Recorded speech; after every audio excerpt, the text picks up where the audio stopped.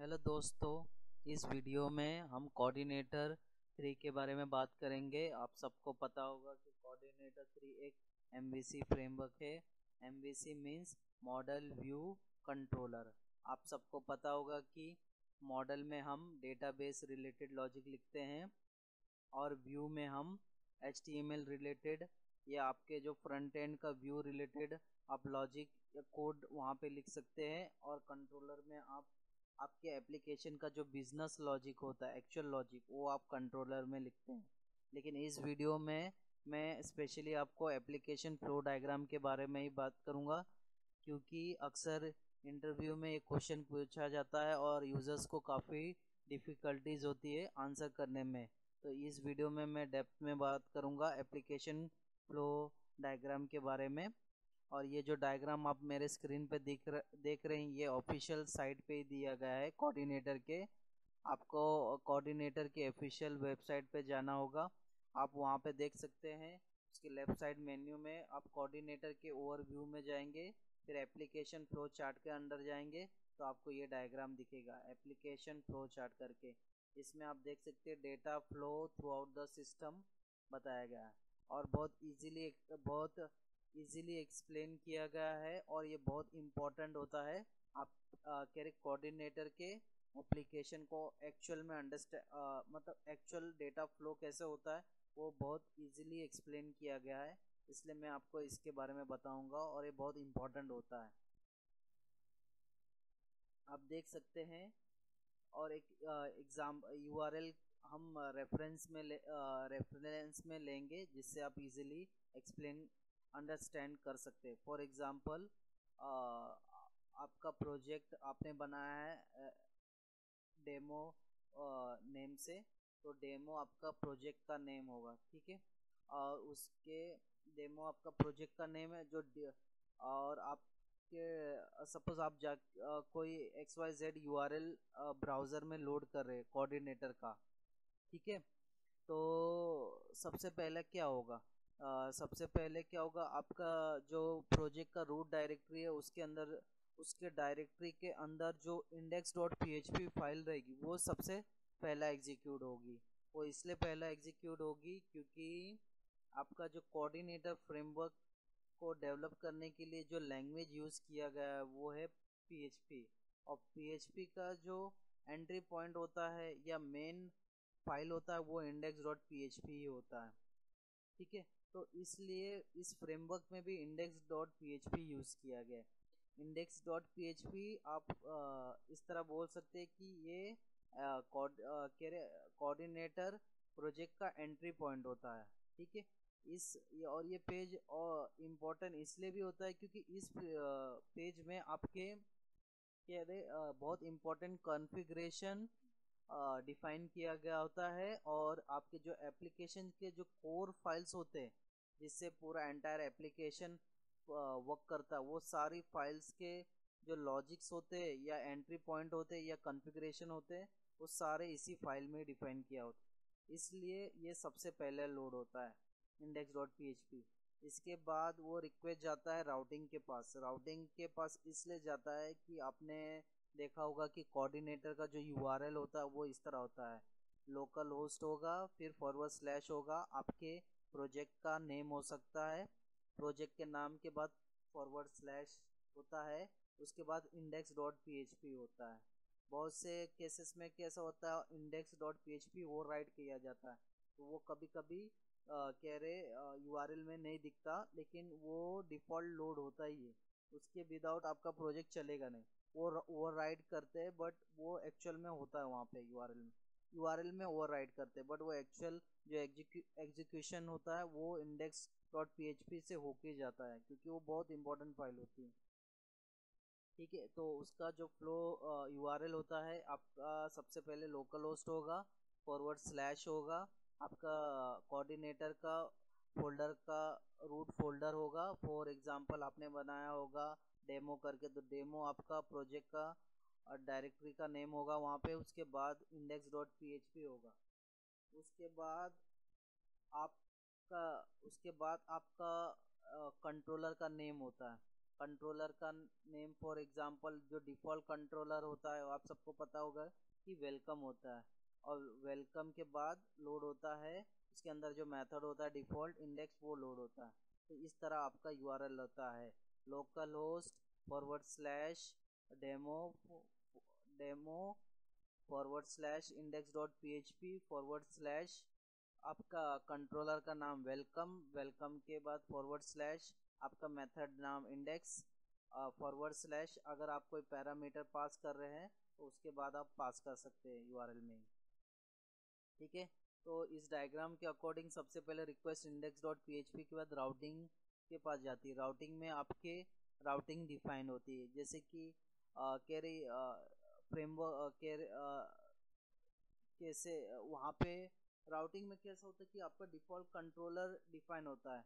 तो वो जब भी आप यूआरएल लोड करते हैं तो क्या रे फ्रेमवर्क को कैसे समझेगा कि कौन सा कंट्रोलर लोड करना है, कौन सा मेथड कॉल करना है, कहीं तो डिफाइन होना चाहिए। तो ना क्या रे कोऑर्डिनेटर को समझेगा कि हाँ कि कौन सा कंट्रोलर लोड करना है। अगर कोई यूज़र ने यूआरएल लोड किया ब्राउज़र में तो बेसिकली राउटिंग ये हैंडल करता है। राउटिंग में कैसे आप डिफाइन कर सकते हैं आपके डिफ़ॉल्ट कंट्रोलर्स क्या हो, कौन सा होगा जो लोड करेगा।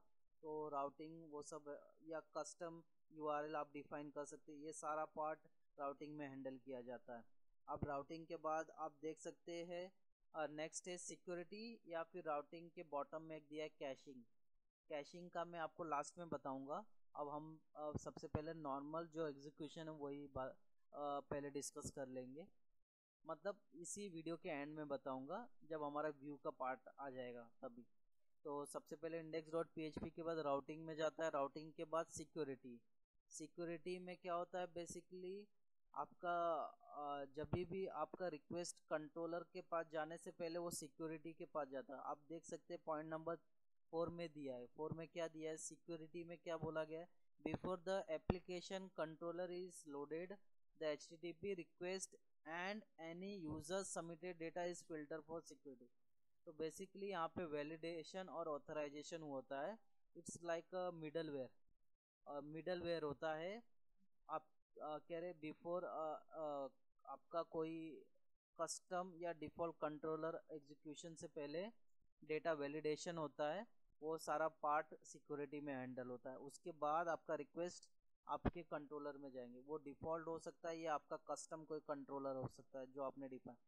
और ये सबसे इम्पोर्टेंट कह रहे मॉड्यूल होता है, क्योंकि आपका जो बिजनेस लॉजिक है वो यहाँ पे डिफाइन होता है। बिजनेस लॉजिक जैसे कि आपका कोई एप्लीकेशन का कोड लॉजिक है तो वो यहाँ इसी पार्ट में डिफाइन होता है कंट्रोलर में।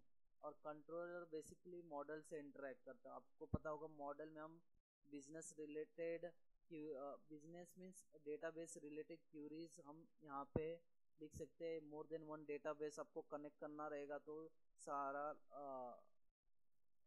यहाँ पे कर सकते हैं, मीन्स कनेक्ट कर सकते हैं या डिफाइन करके आप क्यूरी कर सकते हैं इसमें।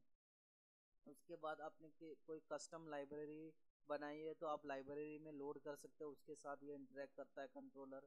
उसके बाद आपने कोई हेल्पर बनाया, हेल्पर इज़ नथिंग बट एक फंक्शन होता है जो आप कॉमनली यूज़ करते होंगे like more than one controller में, तो आप उसको हेल्पर में डाल सकते हैं जहाँ से आप जस्ट उसको लोड करके एग्जीक्यूट कर सकते हैं। तो ये एक तरह का हेल्पर रहता है, हेल्पर आप डिफाइन कर सकते हैं, ये भी कंट्रोलर के साथ इंटरेक्ट करता है।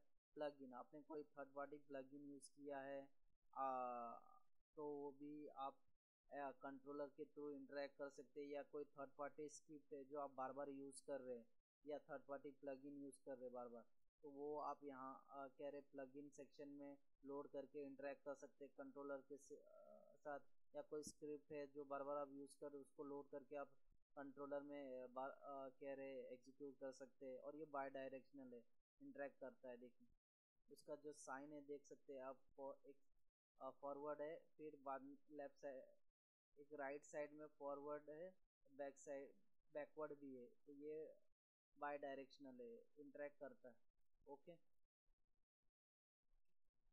उसके बाद जो एप्लीकेशन का रिक्वेस्ट है वो कंट्रोलर के बाद व्यू के पास जाता है। व्यू में बेसिकली आपका जो एंट्रा है, आपने कोई लॉजिक लिखा है, लाइक 2 नंबर का एडिशन के लिए लॉजिक लिखा है, तो आप जो 2 नंबर का एडिशन होने के बाद जो रिजल्ट आएगा वो उसका जो रिस्पॉन्स होगा वो व्यू के पास होता है। और व्यू में वो डेटा आप डिस्प्ले करते हैं जो यूज़र को दिखता है, एंड यूज़र को दिखता है। एंड यूज़र आप को विजिबल होता है ब्राउज़र पे HTML फॉर्मेट में, उसको दिखता है वहाँ पे। इसके बाद आप देख सकते हैं कैशिंग दिया है। कैशिंग इसलिए दिया है कि सब कभी क्या होता है, फॉर एग्जांपल कभी कभी आपका जो होम पेज होता है मोर देन 5 मिनट्स जाता है, मे बी 3 मिनट जाता है, तो उस सिनारो में क्या कोऑर्डिनेटर में एक फीचर दिया है कैशिंग करने का। आप कोई पेज काफ़ी ज़्यादा टाइम ये लोड कर आप उसको कैश कर देंगे, तो वो कह रहे ये नॉर्मल एग्जीक्यूशन फ्लो फॉलो नहीं करता। वो डायरेक्टली क्या होगा, सब जब आपने सपोज फर्स्ट टाइम लोड किया, आपने कैशिंग के लिए आपने पेज कैश कर दिया। जब फर्स्ट टाइम आपने लोड किया तो जो नॉर्मल लोड टाइम रहेगा वही लगेगा, लेकिन जब आप नेक्स्ट टाइम लोड करेंगे तो क्या होगा, वो रिक्वेस्ट सबसे पहले index.php के पास आएगा, उसके बाद वो राउटिंग के पास जाएगा, उसके बाद राउटिंग चेक करेगा, राउटिंग के बाद कैशिंग के लिए चेक किया जाएगा कि कुछ कैशिंग किया है क्या पेज का। अगर कैशिंग किया रहेगा उस पर्टिकुलर यूआरएल का, क्योंकि ये राउटिंग में डिफाइन होता है कंट्रोलर कौन सा है मेथड कर, वो चेक कर सकता है कि ये कंट्रोलर जो आप ब्राउज़र में लोड किया है वही कंट्रोलर या मेथड रिलेटेड कुछ कंटेंट है क्या कैशिंग में। तो अगर उसको वहाँ पे मिलेगा तो वो फिर वहाँ से ही लोड कर देगा ब्राउज़र पे, वो नॉर्मल एग्जीक्यूशन फॉलो नहीं करेगा। ठीक है, अगर आपने कैशिंग नहीं किया तो वो एवरी टाइम नॉर्मल एग्जीक्यूशन ही फ्लो कर, क्योंकि कैशिंग बहुत बोलते हैं ना, आपको सोच कर यूज़ करना होता है। लाइक फॉर आपका कोई कंटेंट है वो एवरी टाइम डायनामिक है, लाइक आपका ब्लॉग एवरीडे चेंज होता है या एवरी आवर चेंज होता है, तो आप मैं सजेस्ट करूँगा आप कैश मत करें। ऐसा कोई कंटेंट है जो आप मंथली चेंज करते हैं या वीकली चेंज करते हैं, या आपका कोई मास्टर है, आप 6 महीने में 2 महीने में, मतलब उसका जो चेंज करने का जो साइकिल हो काफ़ी ज़्यादा टाइम, तो आप उसको कैश कर सकते हैं। या फिर ऐसा सिनारो आप कंसिडर करिए, कोई आपने वेबसाइट बनाया है, आपने उसको फाइनल कर दिया, आपने कह रहे यूज़र के आपका वो चेंजेस फाइनल है, फाइनल कर दिया है, और आपने उसको लोड कर कह रही उसके बाद 1 महीना या जल्दी वो उसमें कुछ चेंजेस नहीं आएगा, या फिर बोल सकते हो उसका फाइनल है चेंजेस। ठीक है, एक सर्टन टाइम के बाद जब चेंजेस आएगा तब देखा जाएगा, लेकिन फिलहाल जब तक नहीं आया है तब तक वो चेंजेस फाइनल है, तो फिर आप उसको कैश कर सकते हैं। ठीक है, कैश कर देंगे तो वो पेज कैश हो जाएगा। ठीक है, फिर वो फास्ट लोड हो जाएगा, लेकिन इसका एक ड्रॉबैक है, सपोज वो पेज आपने कैश कर दिया है और सर्टेन पीरियड के बाद आपने चेंज किया है उसमें, तो वो रिफ्लेक्ट नहीं करेगा, क्योंकि मैंने आपको बताया ना राउटिंग के बाद वो सीधा कैशिंग में जाएगा। क्योंकि अगर वो रिफ्लेक्ट किया है तो उसको कैसे पता चलेगा, उसको पता करने मतलब पता कैसे चलेगा, उसको पता कर चलना चाहिए, उसके लिए उसको जाना पड़ेगा कंट्रोलर में, जो नॉर्मल एग्जीक्यूशन उसमें जाना होगा। फिर वो डेटाबेस में चेक करेगा कि हाँ कुछ नया टेबल में आया कि, लेकिन ऐसा नहीं होता है, क्योंकि एक बार आपने पेज कैश कर दिया तो कैशिंग में जाता है, तो उसको पता नहीं चलता है, इसलिए इसको सोच समझ के यूज़ करना चाहिए। कोई स्टैटिक कंटेंट रहेगा मैंने बताया था, या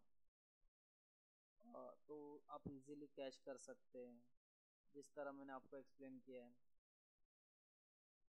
अगर आपको कुछ भी डाउट है तो आप कमेंट में पूछ सकते हैं। Thank you for watching.